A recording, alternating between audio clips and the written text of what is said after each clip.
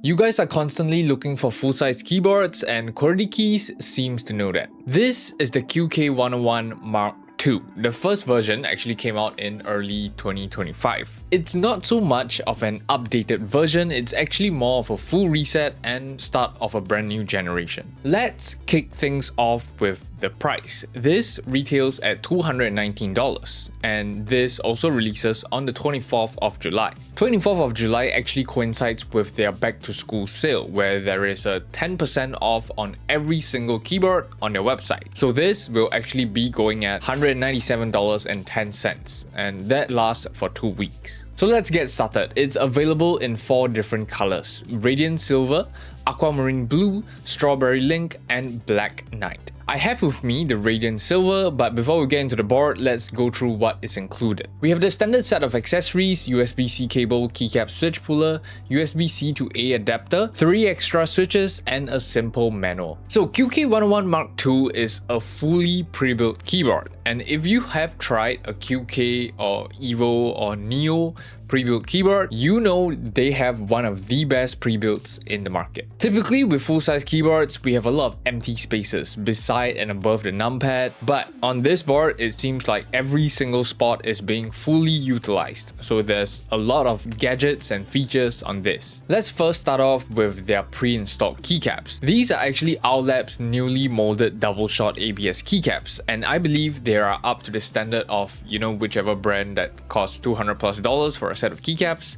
It's nearly there, but it actually does have some PBT mixed into it as well. So ABS helps with more refined edges, more vibrant colors, and clearer legends, but having that slight PBT helps with durability. So it's a pretty good combination. The switches we have are the Neo Oat switches, and if you have tried or heard them, or basically own like something like Evo 75 or Evo 80, you should be pretty familiar with these switches. It's a very popular switch, it's a linear switch, and it also leans towards the thockier side of the sound profiles. So right out of the box, here's how it sounds.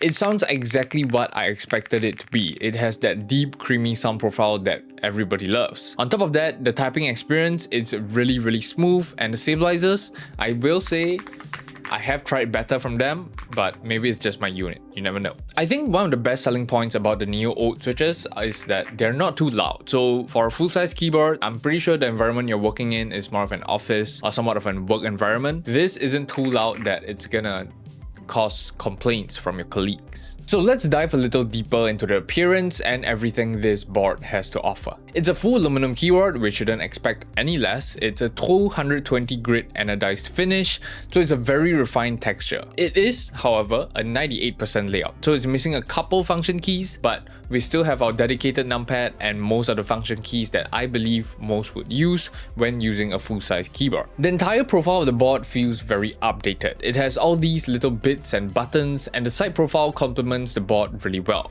On the back, we have a nice mirror finish of the brand, reminds me a little of the Hellcat Alice. For connectivity, we have triple mode connection located on the top right of the board and our USB-C port on the top left. For wireless connection, we have a 8000 mAh battery, so we're looking at 800+ hours of battery life if you're running it with no lighting and the screen's off. However, if you're running it with everything on, maximum RGB screen, having that custom GIF anime cool stuff running, 40+ hours, which I think is really good. Now let's actually get started on all these little features on the board. We're gonna start off simple with the top left. We have a nice little RGB button. It basically controls our per key RGB.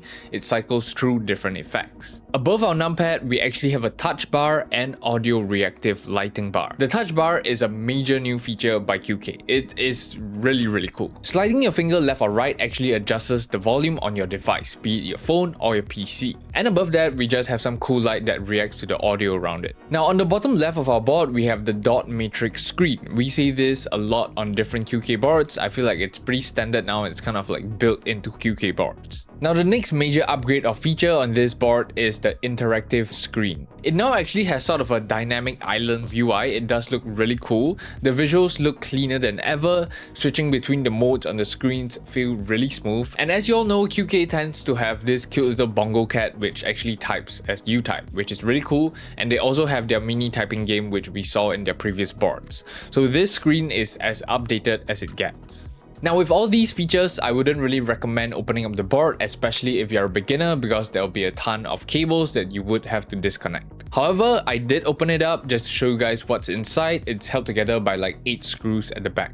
For our foam, starting from the bottom, we have the case and PCB foam, we have our plate, PE and pet sheet as well. Not sure if you can see it, but hopefully we'll just throw up the X-ray up here. Everything is really visible. It's mounted with bean gaskets and it's actually really flexible or soft for some reason, even with all the foam installed. I was really surprised when I first got the board because of how flexible it is. Now, if you did want to change any settings whatsoever, remap your keys, or work on the screens, upload your own custom GIFs, there is a web-based software. It's really clean, it's web-based, upload whatever you want, and bang. So QK100 Mk2, I feel like is the no-brainer recommendation to someone looking for a full-size keyboard, especially if you're a beginner. Even if you're not a beginner, I'm pretty sure you can appreciate how much thought has gone into this. It sounds great, it looks great, it has all these little fun features to play around with, the screen, the touch bar, it has RGB, it's wireless connection.